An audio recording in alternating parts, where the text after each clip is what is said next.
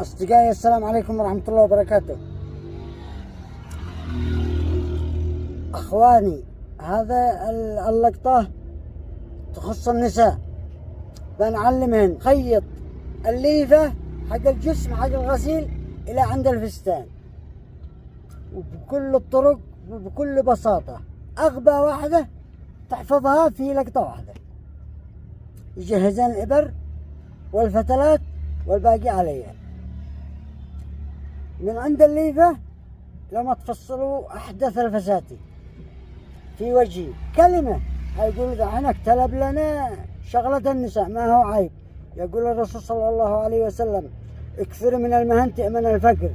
هكذا الإنسان طبعه، وهذا الشاهد تيا يشهد علي مكذبه، حتى تيا يدفع عندنا لها حفاظات. تحياتي لكم. النساء حقهن لقطات كل جمعة.